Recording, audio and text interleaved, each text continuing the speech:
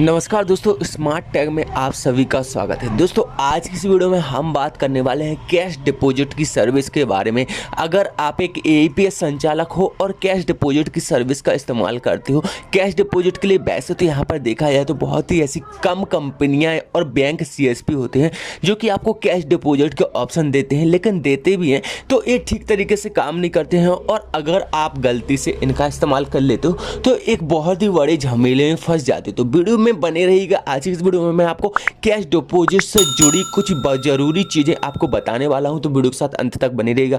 साथ ही साथ चैनल पर नए हो तो चैनल को भी जरूर सब्सक्राइब कीजिएगा। तो चलिए दोस्तों वीडियो की शुरुआत करते हैं। दोस्तों जैसे कि यहाँ पर आप लोग देख पा रहे होंगे, मैंने यहाँ पर कैश डिपॉजिट के लिए यहाँ पर फिनो पेमेंट बैंक का पोर्टल ओपन करके रखा है। अब यहाँ पर जैसे कि मैंने आपको बताया, कैश डिपॉजिट की सर्विस बहुत ही कम कंपनियां आपको देती हैं। उन्हीं कंपनियों में से एक कंपनी है आपकी Fino payment bank. Fino payment bank के साथ साथ मैं आपको बताना चाहूंगा कि कैश डिपॉजिट की सर्विस आपको सीएससी की डीजीपी में भी देखने को मिल जाती है, जिसमें आपको बहुत ही कम बैंक देखने को मिलते हैं। लेकिन सीएससी की खासियत है कि यहाँ पर जितने भी बैंक देखने को मिलती है सिर्फ उन्हीं बैंकों में डिपॉजिट होता है।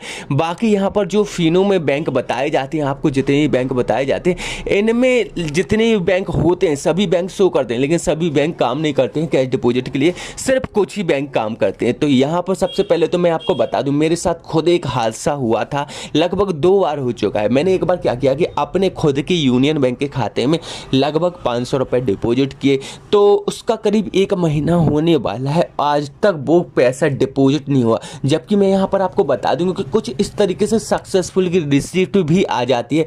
अगर आप देखिए कैश डिपॉजिट करना कैसे होता है उस चीज़ को समझ लीजिए, अगर आप नहीं जानते तो same to same AEPS Aadhaar withdrawal की तरह ही होता है। यहाँ पर सिंपली आपको बैंक चॉइस करना होता है, अमाउंट डालना होता है और आधार नंबर डालना होता है और कस्टमर के फिंगर कैप्चर करवाने होते हैं, जिसका भी बैंक अकाउंट है, ठीक है ना।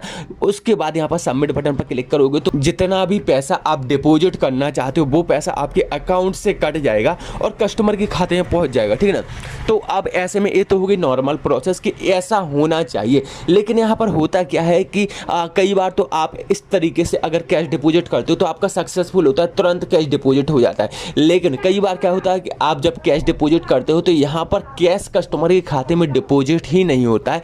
तो ऐसे में आपको कुछ इस तरीके की सक्सेसफुल की रसीद तो दे दी जाती है। आप अगर कस्टमर केयर से जाकर फ़ोन लगाकर पूछोगे सर मैंने कैश डिपॉजिट किया था, कस्टमर के अकाउंट में पैसा ट्रांसफ़र नहीं होगा, तो कस्टमर बोलेगा कि भाई बैंक में जाइए, कस्टमर के बैंक में जाइए, ये करिए वो करिए।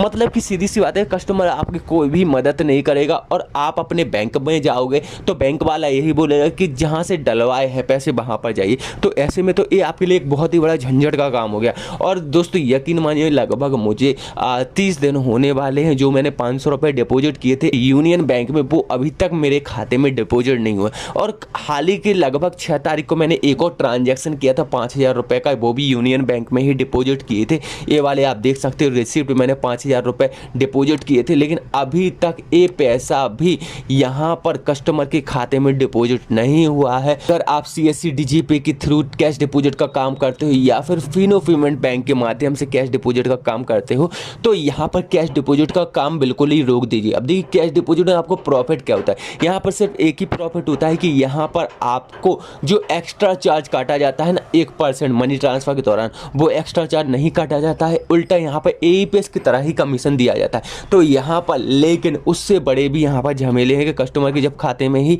पैसा डिपॉजिट नहीं होगा तो क्या मतलब है, आपके पैसा डिपॉजिट करने का आपके अकाउंट से भी कट जाएगा पैसा, कस्टमर के खाते में भी नहीं जाएगा और आप यहाँ से वहाँ इस बैंक उस बैंक चक्कर लगाते रहोगे। तो इसीलिए मैं आपको एडवाइस दूंगा कि यहाँ पर अगर आप कैश डिपॉजिट का काम करते हो तो बिल्कुल ही बंद कर दीजिए।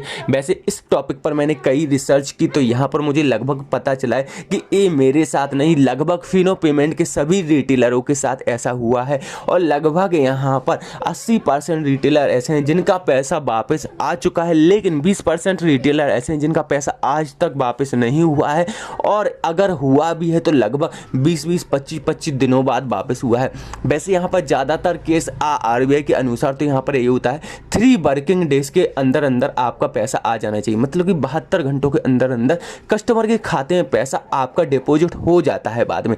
लेकिन कई कंडीशन में क्या होता है, बीच में रविवार पड़ जाता है या फिर हॉलीडे वगैरह पड़ जाता है, तो ऐसे में 4 दिन, 5 दिन, 6 दिन, 7 दिन भी लग जाते हैं। तो ऐसे में तो भाई कस्टमर तो आपसे लड़ेगा, झगड़ेगा कि भाई मेरा पैसा मेरे अकाउंट में दीजिए, नहीं तो मेरा कैश मुझे वापस दीजिए। तो आप ऐसी कंडीशन में क्या करोगे, इस तरीके से तो आप बिजनेस कर नहीं सकोगे, है ना।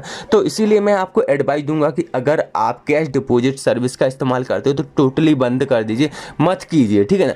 तो दोस्तों उम्मीद करता हूँ आज की इस वीडियो में छोटी सी जानकारी आपको पसंद आई होगी। अगर वीडियो पसंद आई तो वीडियो को लाइक कमेंट करना ना भूले, साथ ही साथ दिएगा इंस्टाग्राम आईडी पर ही फॉलो करें। तो चलिए दोस्तों आज की वीडियो में इतना ही, मिलते हैं नेक्स्ट वीडियो में। धन्यवाद।